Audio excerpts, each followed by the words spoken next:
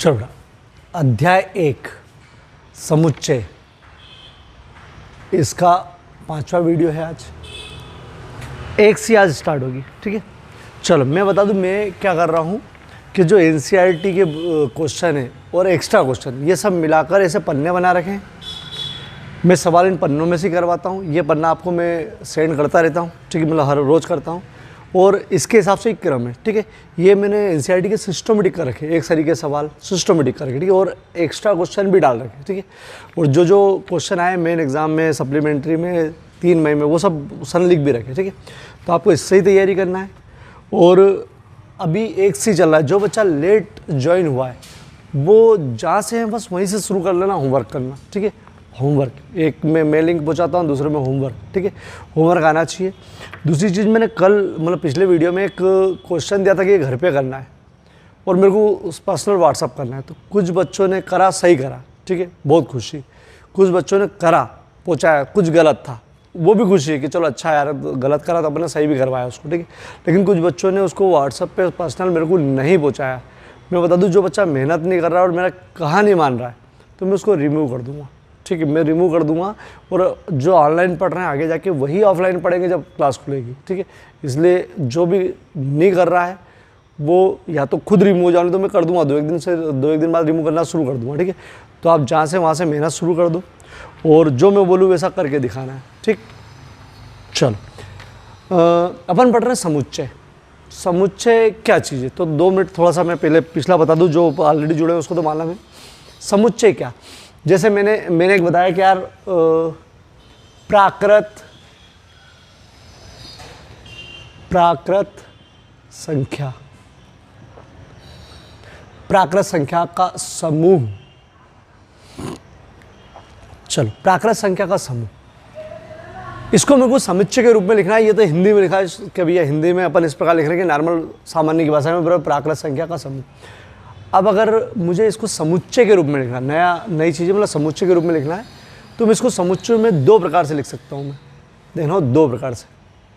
ए, समुच्चय लिखने का तरीका मंझला कोष्ठक लगाते हैं। और प्राकृत संख्या का समूह मतलब प्राकृत संख्या होती है 1, 2, 1 से शुरू होती है भैया, अभी बता ही दूंगा। डेज डेज डेज मतलब 3 डॉट का मतलब है बहुत आगे, सब आएगी 10, 15, 20, 25, 30 सब आएगी, ठीक। एक ये तरीका है। और एक तरीका और है एक्स जबकि एक्स, कोलन बोलते इसको, कोलन, ठीक है। तो अपन बोलेंगे एक्स जबकि एक्स एक प्राकृत संख्या है। क्या लिखते हैं अपन, एक्स जबकि एक्स प्राकृत संख्या। एक का मतलब हर संख्या जो प्राकृत संख्या वो सब यहाँ आएगी, ठीक है। तो एक्स जबकि एक प्राकृत संख्या थी। ये 2 रूप हो गए। इसको बोलते हैं रोस्टर रूप, इसको बोलते हैं समुच्चय निर्माण रूप। अभी जो चल रहा है वो ये चल रहा है कि ऐसा रूप आपको लिखा हुआ देते हैं या ऐसा कोई लिखा हुआ देते हैं, आपको इस रूप में लिखना पड़ता है, ठीक। अभी ये चल रहा है। अभी अपन ने एक ए एक बी ऐसे ही ख़त्म करी है। इसमें जो अभी जुड़े हुए वहाँ यहीं से शुरू करना, जहाँ बता रहा हूँ वहीं से, ठीक है। फिर 1-2 दिन में सब वीडियो के साथ पहुँचाऊँगा, उसकी तैयारी करना है 1-2 दिन में, ठीक है। चल अपन ये पढ़ 1-2 ले लेते हैं।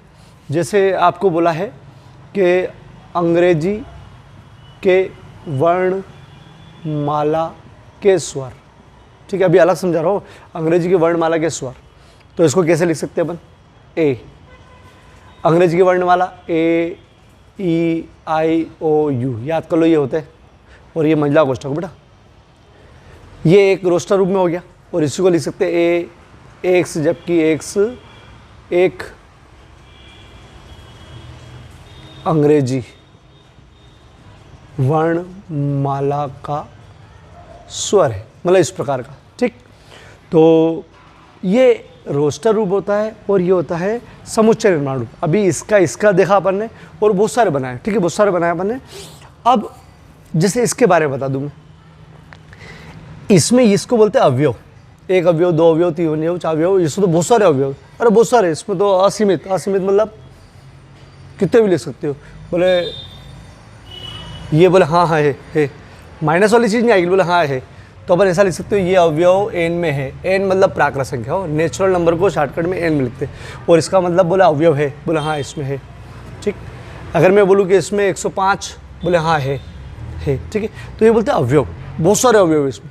अगर मैं बोलूँ कि यार -10, -10 नहीं है बेटा, ठीक। चलो मतलब इसको बोल दूँ अवयव नहीं है, ठीक है, एप्सिलॉन वर्ड है ये। चलो अब इसका ही बोलूँ मैं कि इसमें ओ, इसमें हो, इसमें ए में, ये तो मैंने एन बोल दिया था प्राकृत संख्या, ये ए में है क्या?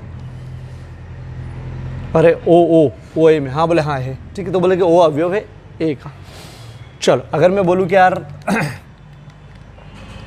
एफ अवयव है ए का, ठीक, तो समझ में ये अवयव मतलब इसके अंदर जो खुद है वो कहलाता है उसका अवयव, ठीक है। और अवयव अगर ऐसा होता है ऐसा लिख सकते हैं, ठीक।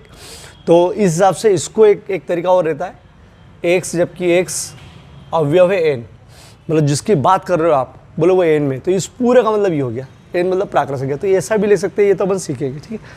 चल अभी तक जो बच्चा अभी जुड़ा है उसके लिए ये चीज़ नहीं है, बाकी जो जुड़ चुके हैं उनने तो बहुत सारा सवाल करे इससे, ठीक है। चलो इसको बोलते हैं रोस्टर रूप, इसको बोलते हैं समुच्चय निर्माण रूप। अब अपन नई चीज़ पढ़ रहे हैं, रिक्त समुच्चय, ठीक है। रिक्त समुच्चय क्या, ठीक है। अब समुच्चय के प्रकार शुरू होंगे। रिक्त समुच्चय क्या, अब समझना बेटा।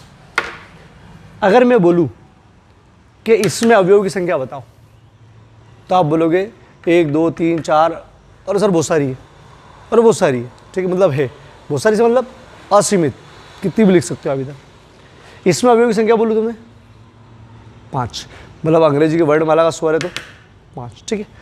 अब बारी आती है रिक्त समुच्चय की। इसका एग्ज़ाम में रिक्त समुच्चय की परिभाषा भी आई है। परिभाषा बता दूँ, परिभाषा ये है H18 और 2K19, मेन एग्ज़ाम में भी आई है 2019 में, और 18 में भी आई है, 18 हाफ ईयरली में। और एक और चीज़ ये भी बता दूँ, चल रिक्त समुच्चय क्या पहले वो समझ लेते हैं। अब सब बच्चों के लिए नया, ये पुराना था, अब सब बच्चों के लिए नया। क्या है रिक्त समुच्चय? तो रिक्त समुच्चय वो समुच्चय होते हैं जिनमें एक भी अवयव ना हो, एक भी मतलब खाली पड़ा हो, एक भी अवयव ना हो, वो कहलाता है रिक्त समुच्चय। इसको लिखते हैं ऐसा, या फाई, क्या वर्ड है ये, फाई। रिक्त समुच्चय मतलब एक भी अवयव ना हो, वो कहलाता है रिक्त समुच्चय। अब जैसे क्या एक आध एग्जाम्पल लेते हैं रिक्त समुच्चय का। जैसे मैंने आपको बोला कि यार आपकी कक्षा के अंदर, आपकी कक्षा के कुल जितने भी छात्र हैं 2 मिनट यार, चौड़ा रिक्त समुच्चय। रिक्त समुच्चय क्या कि जिसमें अवयव की संख्या 0 हो, मतलब सॉरी 1 भी नहीं हो, अवयव की संख्या हो ही नहीं, कुछ भी अवयव ना हो, तो वो कहलाता है रिक्त समुच्चय। जिसे मैं उदाहरण बताने वाला था, किरण आ गई थी बहुत तेज। जिसे आपकी कक्षा जैसे 11वीं, आपकी कक्षा में जितने छात्र हैं उसका समुच्चय बनाओ, तो आप डेफिनेटली आप बना दोगे। अगर आप इस रूप में बनाओगे तो ऐसा लिखोगे एक्स, जबकि एक्स मेरी कक्षा के छात्रों, मेरी 11वीं कक्षा के छात्र का समूह। और इधर वाला रूप बनाना चाहोगे तो आप नाम लिख दोगे कि सोहन, मोहन, अजय, विजय, ऐसे नाम लिख दोगे, ठीक है। जितने भी 20 25 50 जितने भी होंगे सब नाम लिख दोगे। तो ये जो समुच्चय है ये रिक्त नहीं है, बोलो भरा हुआ है, ठीक। आप इस रूप में लिखो या इस रूप में लिखो। लेकिन अगर मैं आपसे बोलूँ कि आपके स्कूल में ऐसे बच्चे ढूंढ के लाओ, या ऐसे बच्चों का समूह बनाओ जो 10वीं में भी पढ़ते और 11वीं में पढ़ते एक साथ, 10वीं 11वीं दोनों में पढ़ते। ऐसा कोई बच्चा जो 10वीं भी इस बार करेगा और 11वीं भी इस बार करेगा, तो एक भी बच्चा है क्या? मैंने क्या सेंटेंस लिख दिया, ऐसा बच्चा जो 10वीं में भी है और 11वीं में भी, ऐसे बच्चे का समूह। तो इस रूप में लिखूंगा तो भी कुछ भी नहीं आएगा, इस रूप में लिखूंगा तो भी कुछ भी नहीं आएगा। क्यों आएगा? बोले है ही नहीं ऐसा। अरे कहाँ है ऐसा? खत्म, ठीक। और बताता हूँ रिक्त समुच्चय और बताता हूँ, ठीक है। चलो रिक्त समुच्चय, बड़ा समझो इसको। रिक्त समुच्चय जैसे अगर मैं बोलूँ आपको कि प्राकृत संख्या की बात कर रहा हूँ, प्राकृत संख्या मतलब 1 2 3 4 ऐसी, ठीक है। इस प्राकृत संख्या के अंदर मेरे को ऐसी संख्या ढूंढ के दो जो 1 से बड़ी हो, 1 से बड़ी हो और 2 से छोटी हो। 1 से बड़ी और 2 से छोटी, ठीक, मतलब दोनों एक साथ पालन करना हो। 1 से बड़ी ढूंढो तो बोले 2 3 4 नहीं, बोले यार साथ में वो 2 से छोटी भी होना चाहिए, तो 2 से छोटी एक ही होती, लेकिन बोला कि 1 से बड़ी, मतलब उन्होंने उलझा दिया। और इसको लिखने का तरीका ये रहता है, अरे ये रहता है, अभी समझाऊंगा, अभी सवाल करूँगा, ठीक है। तो बोले 1 से बड़ी संख्या चाहिए, 1 से बड़ी, और उसी समय 2 से छोटी होना चाहिए, 1 से बड़ी होना चाहिए और 2 से छोटी होना चाहिए। ये तो बता दूंगा, ठीक है। तो अगर आपसे बोलता था कि 1 से बड़ी और 2 से छोटी चाहिए, तो ऐसी कोई संख्या ही नहीं, वो दशमलव में आती है, और दशमलव में प्राकृत संख्या नहीं होती है, प्राकृत संख्या दशमलव में नहीं होती। तो बोले यार आप बोले 1.5 लिख सकते थे इसके बीच में, लेकिन नहीं, क्योंकि प्राकृत संख्या है, तो उसका समुच्चय क्या हो जाएगा, है ही नहीं, ठीक। इसका मतलब क्या कि रिक्त समुच्चय वो जिसमें अवयव आप है ही नहीं, गिन ही नहीं सकते, ठीक है। हाँ, अगर ये बोलता है कि यार ऐसी संख्या ढूंढो जो 2 से बड़ी हो और 4 से छोटी हो, 2 से बड़ी ये हो गई, सॉरी मतलब 1 से बड़ी हो, 1 से बड़ी हो और 4 छोटी, तो 1 से बड़ी ये हो गई और 4 से छोटी ये हो गई। लेकिन ने बोला 1 से बड़ी ये हो गई, 4 से छोटी ये, और ये भी आ रहा है, लेकिन उन्होंने बोला ना 1 से बड़ी, तो आप 2 और 3 लिख सकते थे, 2 और 3 लिख सकते थे, ठीक। लेकिन हमने क्या बोला कि 1 से बड़ी और 2 से छोटी, बोले होती ही नहीं ऐसी। चलो एक आध उदाहरण लेते। पहला उदाहरण मैंने क्या बताया था कि अगर आपकी कक्षा, आपके स्कूल में 10वीं और 11वीं दोनों एक साथ पढ़ने वाला बच्चा, बोले होता ही नहीं। दूसरा क्या बताया था मैंने कि यार इस प्रकार का, कि यार 1 से बड़ी हो और 2 से छोटी हो, तो बोले ऐसी संख्या प्राकृत में तो नहीं आती, ठीक है। और बता दूं, चलो ये 2 रेखा है, ये एक बिंदु पर अपने आप एक दूसरे को काटती, 2 रेखा है, ठीक है। तो अगर मैं बोल चुकी बोले बताओ ये 2 रेखा दे दी मैंने इस प्रकार की, वो कितने बिंदु पर एक दूसरे को काटेगी, तो अपन कह सकते हो बोले हाँ ये एक बिंदु पर काटेगी, एक बिंदु पर काटेगी, ठीक। लेकिन अगर मैं बोलूँ कि यार यही 2 रेखा है और जो समांतर है, समांतर मतलब ऐसी, ऐसी समांतर, कहीं पर भी चले जाओ ऐसी, तो बताओ ये कितने बिंदु पर काटेगी, ऐसे कितने बिंदु होंगे जो आपस में काट लेंगे इसको, मतलब काटेंगे दूसरों को। बोले यार सर पॉसिबल ही नहीं, कटेगी ही नहीं कहीं पर ये, तो क्या हो जाएगा वो 5 मतलब खाली। तो रिक्त समुच्चय समझा क्या, रिक्त समुच्चय वह समुच्चय जिसमें अवयवों की संख्या होती ही नहीं, एक भी अवयव नहीं होता है, वो क्या कहलाता है, रिक्त समुच्चय। अब इसकी परिभाषा मैं लिख पा रहा हूँ अभी, ठीक, और 2 जो ऑब्जेक्टिव है वही बता रहा हूँ, और मैं आपको नोट्स में भी इसकी परिभाषा पहुँचाऊँगा, ठीक है, याद भी करना। और अब इसके सवाल करें अपन, रिक्त समुच्चय के सवाल करें, ठीक है। चलो करते हैं अपन, चलो 1C का पहला क्वेश्चन, रिक्त समुच्चय की परिभाषा लिखो। एज 18 और 2019 में मेन एग्जाम में 2 नंबर में आया था, 2 उदाहरण भी लिखना है। क्या बताया रिक्त समुच्चय वह समुच्चय जिसमें एक भी अवयव ना हो, खाली हो बिल्कुल वो, तो रिक्त समुच्चय कहलाता है। इसको इससे या फाइ से दर्शाते हैं, फाइ बोलते हैं, फाइ, ठीक है। एग्जाम्पल, 2 एग्जाम्पल पूछे उन्होंने कि उदाहरण भी दो, तो अभी जितने भी सवाल करूँगा अभी रिक्त समुच्चय वाले, उसमें से कोई सा भी लिख सकते हो आप 2, लेकिन ये याद कर लेना अभी। तो x जबकि x वर्तमान में कक्षा 10वीं तथा 11वीं दोनों में अध्ययनरत एक विद्यार्थी, ये समुच्चय वाला क्वेश्चन लगाना। x जबकि x, क्योंकि ये समुच्चय के रूप में लिखना है इसलिए समुच्चय लिख दिया, समुच्चय के रूप में ऐसे लिखते हैं। x जबकि x वर्तमान में कक्षा 10वीं तथा 11वीं दोनों में अध्ययनरत एक विद्यार्थी, जरूर याद करना उदाहरण, ठीक है।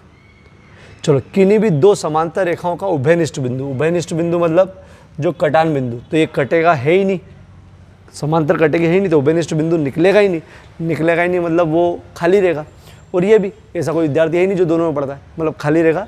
तो अपन ये उदाहरण ऐसा लिख के आना पड़ेगा हिंदी में, ठीक है। चलो, अगर उन्होंने परिभाषा नहीं पूछी तो 1 नंबर में ऐसा पूछा था, वह समुच्चय जिसमें एक भी अवयव नहीं है समुच्चय कहलाता है। 2018 मेन एग्जाम में ऑब्जेक्टिव में आया था, और T19, तो वह समुच्चय जिसमें एक भी अवयव नहीं है वो क्या कहलाएगा, रिक्त समुच्चय। अभी तो याद रखा क्योंकि पढ़ा ही ना अपन, उस समय याद आना चाहिए, ठीक है। चलो, अब 1-1 नंबर में क्वेश्चन इस प्रकार आते हैं, निम्न में से कौन सा रिक्त समुच्चय का उदाहरण है। ये भी 6 लिखे, मतलब ये 4 लिखे, 1-2 क्वेश्चन ये 3, 4, 5, ठीक है, सब इसमें दे रखे हैं, क्वेश्चन दे रखे हैं, अभी आंसर नहीं। चलो, अब आपको केवल ये लिखना है कि रिक्त समुच्चय है या नहीं, केवल ये लिखना है, लेकिन वो भी समझ में तो आना चाहिए, ठीक। तो चलो, आंसर रिक्त समुच्चय नहीं है। कैसे पता है कि नहीं है, तो देखो एक्स जबकि एक्स किसी स्कूल की कक्षा 11वीं में अध्ययनरत एक विद्यार्थी। तो आपको मालूम है आपका स्कूल और आप 11वीं में पढ़ रहे हो, तो कोई ना कोई विद्यार्थी, तो आप खुद भी एक विद्यार्थी हो उसमें, ठीक है। तो किसी स्कूल की कक्षा, अब वो स्कूल 10वीं तक है, ऐसा कोई बंदिश नहीं है, मतलब स्कूल पूरा है, और आप जो 11वीं में पढ़ रहे हो तो 11वीं की बात तो होगी सही। तो इसका मतलब क्या कि ये समझाने के लिए उठाओ, स्कूल में एक 11वीं में एक न एक विद्यार्थी जरूर होगा, ठीक। जैसे अपन संजय, अजय, इसका मतलब खाली नहीं, अंदर कुछ है, तो अपन क्या, रिक्त समुच्चय नहीं है, ये समझने के लिए, ठीक है, समझने के लिए। अगर आपको डायरेक्ट समझ में आ रहा है तो इसकी जरूरत नहीं, बस हाँ रिक्त समुच्चय नहीं है, ठीक। वर्तमान में कक्षा 10वीं तथा 11वीं दोनों में अध्ययनरत छात्र, तो आंसर है ए लिख देना, ए बराबर 5, या इसको लिखना 5, रिक्त समुच्चय है, रिक्त समुच्चय है, ठीक। क्यों? तथा दोनों में एक साथ नहीं। अरे दो, ऐसा कोई इंसान ही नहीं जो 10वीं और 11वीं में दोनों एक साथ ही एक ही साल में परीक्षा दे रहा हो वर्तमान में, ठीक। तो ये कहलाएगा रिक्त समुच्चय। लीगल तो नहीं होता है, ठीक है, इलीगल कुछ भी हो सकता है। चलो 5वां, एक्स जबकि एक्स एक, चलो कुछ बच्चों को नहीं पता है, एक्स छोटा है एक से और एक्स छोटा है 2 से। इसका केवल मतलब होता है कि एक्स का जो मान बता रहे हो आप, जिसके बारे में बात कर रहे हो, वो 1 और 2 के बीच में, और वो होना चाहिए प्राकृत संख्या। तो प्राकृत संख्या 1, 2, 3, 4 ये होती है, और वो बोल रहा है कि 1 और 2 के बीच वाली संख्या चाहिए इसको, तो 1 और 2 के बीच में होती है जरूर 1.5, 1.1। लेकिन आपको प्राकृत संख्या लेना है, प्राकृत संख्या कभी भी 1.5, 2.5 आदि नहीं होती। अभी मैं लिस्ट बना दूंगा बेटा, वापस से मैं 2 दिन मतलब लगातार बना रहा हूँ, फिर बना दूंगा ये, ठीक है, फिर लिख दूंगा ये। तो ऐसी कोई संख्या ही नहीं है जो 1 और 2 के बीच में होती है, प्राकृत संख्या, ठीक है। तो इसका उत्तर वही खाली यहाँ लिख देना, रिक्त समुच्चय। रीजन, ये रीजन देना नहीं है, लेकिन ये समझने के लिए, केवल समझने के लिए, ठीक है। 1 और 2 के बीच कोई प्राकृत संख्या नहीं है, ठीक, ये समझने के लिए केवल। चलो एक्स जबकि एक्स एक प्राकृत संख्या है जो 2 और 3 के बीच में, तो 2 और 3 के बीच, तो 2 और 3 के बीच में भी कहाँ से होगी, दशमलव में आएगी, मतलब ये भी नहीं होगी। 2 ये T17 में आया ऑब्जेक्टिव में, मतलब ये भी क्या हो गया, क्या हो गया, रिक्त समुच्चय, ठीक। क्लियर है, स्क्रीनशॉट ले लो। अब मैं वो प्राकृत संख्या क्या होती है वो भी बता देता हूँ, ठीक है। और जो बच्चा लेट ज्वाइन हुआ वो यहीं से शुरू करना, बोले एक सी से हमारा मैथ शुरू है, इसके पहले का सब बताते रहेंगे, यहीं से शुरू करो, ठीक। चलो स्क्रीनशॉट ले लो। चलो ये आगे के सवाल बताने के पहले ये बता दूँ, जिसको याद है उसका रिवीजन, और जिसको याद नहीं है वो याद करेगा। पहली संख्याओं के प्रकार में प्राकृत संख्या होती है 1, 2, 3, 4, मतलब हर धन की संख्या और 1 से प्रारंभ वाली, ठीक है। ये मैंने नोट्स में पहुँचाऊँगा मैं। सम प्राकृत संख्या मतलब जिसमें 2 का भाग चले जाए, 2, 4, 6, 8, ये सम प्राकृत संख्या, ठीक है, 2 का भाग जाने वाली। विषम प्राकृत संख्या जिसमें 2 का भाग जाता ही नहीं, 1, 3, 5, 7, ठीक। 3 बिंदु का मतलब आगे तक बहुत सारी संख्या है, ठीक है। अभाज्य संख्या मतलब जिसमें खुद के अलावा किसी का भाग नहीं जाए, और 1 नहीं लेते, ठीक है, एक संख्या 1 को नहीं लेते, 1 ना अभाज्य में आती है, ठीक है। तो 1 के अलावा, ठीक है, 2 खुद के अलावा किसी का भाग नहीं जाता, खुद का पाड़े में खुद ही आती है बस। 3 के पाड़े में खुद 3 आता है, 4 2 के पाड़े में आ जाता है, 2 4 को, 5 खुद के पाड़े में आता है, 6 2 3 6, 7 किसी के पाड़े में नहीं आता है, 8 आता है 2 4, 9 भी आता है, 3 3 9, 10 भी आता है, 5 2 10, 11 नहीं आता है, 13 नहीं आता है, फिर 17, 19, ऐसे बहुत सारे होते हैं, ठीक है, बहुत सारे जो भी अभाज्य मतलब जो खुद के अलावा किसी से भाग नहीं जाए, ठीक है, अभाज्य होते हैं, ठीक है। चलो विशेषता देखो, अभाज्य में सब विषम आ रही है, केवल 1 है, सब बाद में देखेंगे। पूर्ण संख्या अभी तक एक भी बार यूज़ नहीं हुआ, लेकिन पूर्ण संख्या ये होती है जो 0 से शुरू होती है, 0 1 2 3 धन वाली, मतलब केवल प्राकृत संख्या में 0 आगे लगा दो तो पूर्ण संख्या बन जाती है। पूर्णांक संख्या पूर्णांक संख्या वो होती है जो माइनस में भी होती है और प्लस में भी होती है, मतलब प्लस में भी होती है और माइनस में भी होती है। -4, -5, -6, माइनस सब इधर 1 2 3, ठीक, प्लस में भी होती है और माइनस में भी होती है, ठीक है, लेकिन बटे में नहीं होती, 1/2, 1/3 ऐसी नहीं होती। धन पूर्णांक मतलब इसमें धन वाली, तो धन वाली 1 से शुरू करते हो बेटा, 1 से, 0 नहीं लेते धन पूर्णांक में, 0 किसी में नहीं लेते, धन में भी ऋण में, क्योंकि 0 का चिन्ह का क्या मतलब, ठीक। 1 2 3 ऋण पूर्णांक, ऋण वाली -1 -2 -3 के नोट्स में पूछिए और मैंने हर बार करवाया, रोज इसको लिखवा रहा हूँ, ठीक है। जिसके पास नहीं हो तो एक बार याद जरूर कर लेना। चलो अब पढ़ते हैं। क्वेश्चन ये है कि इनमें से कौन रिक्त है कौन नहीं, ठीक, ये क्वेश्चन आएगा। हालांकि आएगा, एक आधे ऑब्जेक्टिव आएगा, ठीक है, लेकिन समझना पड़ेगा आपको। एक से जबकि एक संख्या 2 से अधिक एक सम अभाज्य संख्या है। चलो पहले इसका समुच्चय बना के देखो, जो बोल रहा है वो बना सकता है कि नहीं। एक सम अभाज्य संख्या है, तो पहले बड़ी संख्या देखो, अभाज्य संख्या 2 3 5 7 11 ये, ठीक है। उन्होंने बोला कि यार अभाज्य संख्या, तो लिख ली। बोले यार होना चाहिए सम, तो बोले यार सम, तो बोले यार 2 ही है केवल, एक चीज़ हो गई, अभाज्य हो गई, उसमें सम हो गई, फिर वो क्या बोला है, संख्या 2 से अधिक होना चाहिए।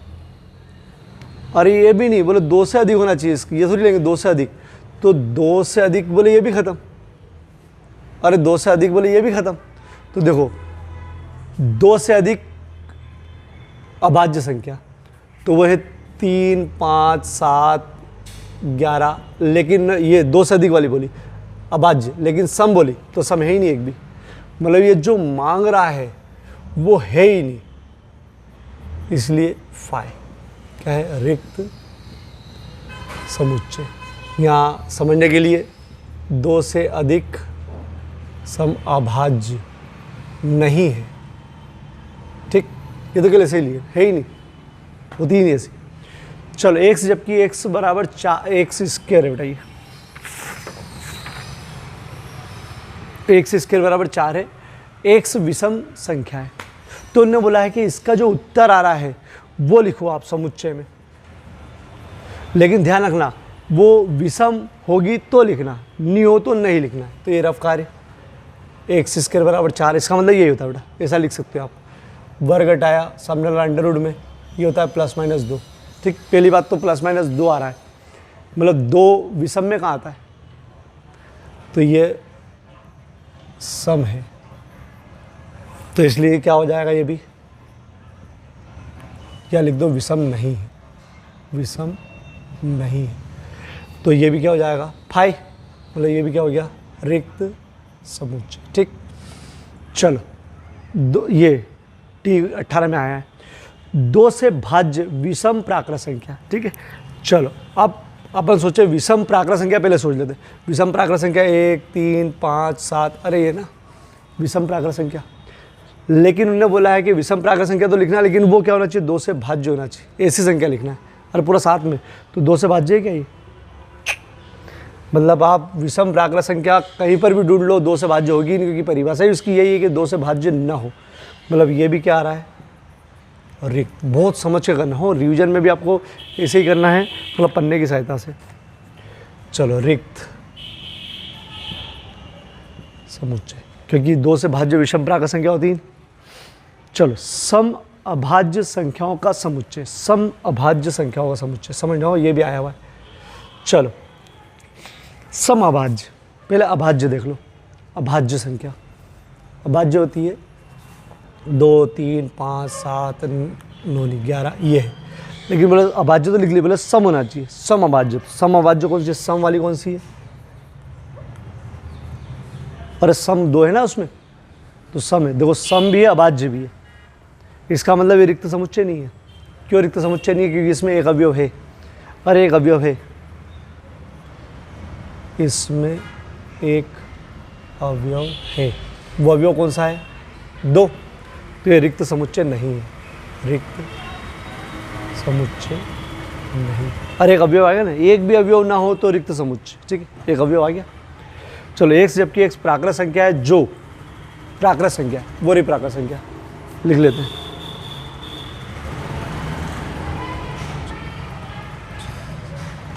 और बहुत सारी होती है, ठीक।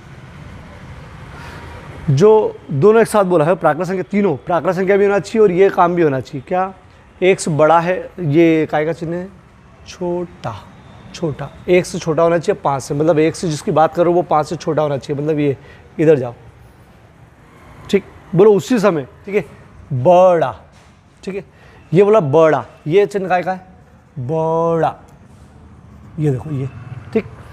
तो उन्होंने बोला है कि यार ये तो 5 से छोटा होना चाहिए, मतलब इधर जाएगा। x जिसकी बात कर रहे हो वो बड़ा होना चाहिए 7 से, 7 से बड़ा, मतलब आपको किधर जाना है, इधर जाना है, ठीक। अगर वो अलग बोलता तो इधर की संख्या लिख देते, केवल ये बोलता तो इधर की संख्या लिख देते, लेकिन उन्होंने बोला कि दोनों एक साथ, और मतलब ऐसी संख्या ढूंढो जो 5 से छोटी भी हो और 7 से बड़ी भी हो। तो ऐसी कोई संख्या ही नहीं है। और कोई सी भी ऐसी संख्या बताओ जो 5 से जैसे इधर की, ये 5 से छोटी तो है लेकिन 7 से बड़ी नहीं है। ये संख्या 5 से छोटी है ही नहीं। ये संख्या ये 5 से छोटी नहीं है लेकिन 7 से बड़ी तो है, लेकिन 5 से छोटी नहीं, दोनों एक साथ चाहिए, मतलब ऐसा कोई सी चीज़ है ही नहीं। तो a बराबर क्या आएगा, खाली रिक्त समुच्चय। आपको उत्तर जरा जरा सा लिखना है, ठीक, लेकिन ये समझने के लिए है, ठीक है। आपको इतना से उत्तर लिखना है, उत्तर में केवल इतनी चीज़ लिख के आना, ये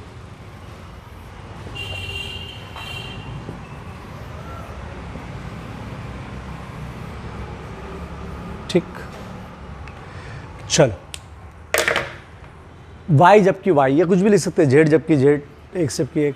किन्हीं भी दो समांतर रेखाओं का उभयनिष्ठ बिंदु, बिल्कुल नहीं, क्योंकि ऐसा कोई उभयनिष्ठ बिंदु आता ही नहीं। क्यों? क्योंकि दो समांतर लाइन, कटान बिंदु है ही नहीं इसका। समांतर रेखा एक दूसरे को नहीं काटती। अब काटेगी नहीं तो उभयनिष्ठ बिंदु मिलेगा नहीं, उभयनिष्ठ मतलब जो दोनों में हो, कॉमन, ठीक। तो समांतर रेखा एक दूसरे को नहीं काटती है, समझने के लिए, और उत्तर ही है। चलो इसको देख लो, x जबकि x परिमेय संख्या, ये बताऊँ परिमेय संख्या क्या, x स्क्वायर माइनस 2, तो x स्क्वायर माइनस 2 वर्ग उधर ले गए, मान निकालना पड़ेगा ना, इसका जो उत्तर आएगा वो 2 अंडर 2, चाहो तो प्लस माइनस बाहर निकले लगा सकते हो, ठीक है। चलो उत्तर आ रहा है प्लस माइनस अंडर 2, लेकिन उन्होंने बोला कि जो संख्या होना चाहिए परिमेय संख्या होना चाहिए। परिमेय संख्या वो होती है, ये अपरिमेय हो गई, अपरिमेय, ठीक, या परिमेय नहीं है, परिमेय नहीं है। परिमेय संख्या कौन सी होती है, मतलब वो भी लिखूंगा आगे जाके। परिमेय संख्या जिसका पूर्ण वर्ग बन जाए, पूर्ण वर्ग मतलब अगर ये 4 होता तो प्लस माइनस 2 बाहर आ जाता, पूर्ण वर्ग मतलब, हालांकि वो अलग चीज़ होती है कि इसको भिन्नों में लिख सकते हैं, लेकिन अभी याद रखो, अगर ये पूर्ण रूप से बाहर आ जाती, पूरी तरह से बाहर आ जाती, तो परिमेय हो जाती। पूर्ण रूप से बाहर आ जाती, तो पूर्ण से बाहर नहीं आ रही, मतलब परिमेय नहीं है। परिमेय मतलब पूर्ण रूप से बाहर, मतलब रूट से पूरी बाहर आ जाती, तो परिमेय। तो उन्होंने बोला कि यार इसका जो उत्तर है वो लिख दो, लेकिन वो परिमेय हो तो लिखना, नहीं तो मत लिखना। तो परिमेय नहीं है, परिमेय नहीं है, इसलिए कौन सा हो गया, रिक्त, ठीक। यही अगर 4 होता, 4, तो इसका उत्तर प्लस माइनस 2, तो यहाँ आता प्लस माइनस 2, मतलब माइनस 2 आता, तो अपन रिक्त समुच्चय नहीं लिखते, फिर बोलते कि यार हाँ है, अवयव है, तो रिक्त समुच्चय नहीं है लिखते। अच्छा बताओ ये रिक्त समुच्चय है क्या, सोच के जवाब देना पड़ेगा, ये तो इसके लिए, ये रिक्त समुच्चय है क्या, नहीं है। रिक्त समुच्चय नहीं है क्योंकि इसमें एक अवयव, वो अवयव कौन सा है, 0 है। अरे इसको एक अवयव मानेंगे, एक अवयव है इसमें, ठीक। रिक्त मतलब कुछ भी नहीं, तो 0 लिखा हुआ है मतलब अवयव है, अवयव है मानेंगे, ठीक है। रिक्त मतलब खाली होता तो, ठीक। तो ये रिक्त समुच्चय नहीं है, ध्यान रखना, ठीक है ना। चलो स्क्रीनशॉट ले लो इसका।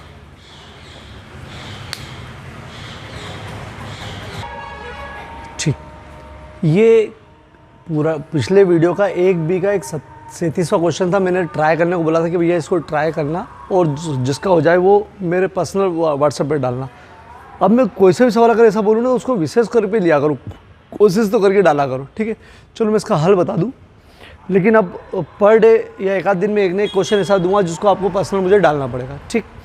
ये क्या बोला है, इसको आपको इसका जो हल है उसको समुच्चय के रूप में लिखना है। मतलब लास्ट में जो उत्तर आएगा वो x के जो 2 मान आएंगे इसमें वो उसको यहाँ लिखना है, ठीक है। यहाँ लिखना जरूरी है, ठीक है। चलो मैं अभी गुणनखंड विधि सिखा नहीं रहा हूँ, मैं 8-10 एग्जाम्पल लेके गुणनखंड विधि का एक अलग से वीडियो बना दूंगा जिसका 8 या 10 दिन बाद, अभी नहीं 8 या 10 दिन बाद जब मैं 11वीं के नए बच्चों को जोड़ना बंद कर दूंगा, तब 8-10 दिन बाद तब मैं आपको एक वीडियो पहुंचा दूंगा जिसकी गलती हो रही है गुणनखंड में, वो गलती परफेक्ट करना। लेकिन मैं अलग से जो बोलूँ वो सवाल मेरे को पहुँचाया करो, ठीक। चलो हल x² - 3x + 2 = 0। चलो गुणनखंड विधि अभी सिखा नहीं रहा हूँ, कर रहा हूँ केवल, बाकी मैं सीखूंगा अलग से बहुत सारे उदाहरण लेके। चलो मैं क्या करता हूँ, मेरी विधि ये है, पूरा लिख दिया मैंने। बस इस 3 को है ना, ये जो 3 है इसकी जगह मैं खाली स्थान छोड़ देता हूँ, खाली स्थान, ठीक है। चल फिर से बता दूँ यार, बड़ा जगह ही नहीं है, ठीक। -3x + 2 = 0। मैं क्या करता हूँ कि ये जो x है ये तो ठीक है, ये जो x के गुणे में संख्या रहती है ना उसको मैं कोष्टक में लिख देता हूँ। मतलब यार भैया यहाँ पर कुछ लिखना है, अपने को टुकड़े करना है, और ये वाला चिन्ह यहाँ लगा देता हूँ, ठीक। आप अपनी विधि से गुणनखंड जिस विधि से याद हो उस विधि से करो आप, ठीक है। ये मेरी विधि है। अब इसमें क्या करूँगा कि मैं ऐसे 2 टुकड़े करूँगा 3 के कि जोड़ने पर आ जाए 3 के ऐसे टुकड़े की जोड़ने पर आ जाए 3, लेकिन गुणा करने पर इस पे यहाँ से 1 है, इसके पास 2 है, 1 × 2, मतलब गुणा करने पर 2 आए, गुणा करने पर 2 आए, लेकिन जोड़ने पर कितना आना चाहिए 3, ऐसे टुकड़े। तो अभी टुकड़े करना भी मैं बाद में सिखाऊंगा पूरा डिटेल में। अभी तो मैं लिख रहा हूँ 2 एकम 2। देखो जोड़ोगे तो 3 आ जाएगा, माइनस तो एडजस्ट हो जाएगा, जोड़ोगे तो 3 आ जाएगा और गुणा करोगे तो 2 एकम 2, 2 आ रहा है, ठीक। अब इसको हल कैसे करते हैं, x²। अब देखो ये माइनस का अंदर दोनों में गुणा होगा और इस x का भी होगा, ध्यान रखो दोनों का होगा। -2x - 1x, अरे 2x 1x, 1x मतलब x, चाहो तो 1x लिख सकते हो, और माइनस का गुणा करेंगे तो ये माइनस, और ये धन में ऋण का करें तो ऋण आएगा, ये ध्यान रखना। +2 = 0। इसमें से x कॉमन आता है, x क्या बचता है, x बचेगा, x ठीक है वर्ग है ना, तो ये सीखूंगा बेटा। -2 x कॉमन आया तो इस पूरे में से माइनस तो कॉमन आएगा, आगे माइनस है, दोनों में से कुछ भी कॉमन नहीं आ रहा तो 1 ले सकते हो, 1, ठीक है। एक कॉमन लेने से फर्क नहीं पड़ता है। माइनस कॉमन लिया तो यहाँ पर बचेगा x, धन माइनस कॉमन लेने का धन के कारण जो धन है वो ऋण का हो जाएगा, माइनस कॉमन होने के कारण ऋण का बराबर 0। ये दोनों चीज़ सेम आना चाहिए, आ जाए तो ही मानना है कि सही हुआ, नहीं तो कहीं कहीं गड़बड़ हुई है। x - 2 दोनों में से कॉमन लिया, यहाँ बचेगा x, यहाँ बचेगा 1, और यहाँ पर x, ये x, यहाँ पर 1। x - 2 = 0, x - 1 = 0, इसके बराबर 0, इसके बराबर 0, तो x बराबर उधर ले गए 2, उधर ले गए, तो उत्तर आ जाएगा 2 1। या क्रम का कोई मतलब नहीं, इसमें क्रम आगे पीछे कर सकते हो, 2 1 भी लिख सकते हो और 1 2 भी लिख सकते हो, ठीक। चलो जिसने करा तो बहुत बढ़िया, नहीं करा तो ये। चलो बेटा टारगेट आपको जो फेर में करके दिखाना है और मेरे को व्हाट्सअप करना है, एक सी पूरी, मतलब 1 2 3 4 5 6 7 8 9 10 11 12 13 का ए और बी, ठीक। अब ये पन्ना मतलब हो गया पूरा। अब अगला पन्ना अगले वीडियो शुरू होगा, ठीक है। ये भी आपको फोटो में पहुंचा दूंगा, ठीक है। ये ऐसा होता है, ठीक। ये अगला आएगा। चलो होमवर्क रोज करो।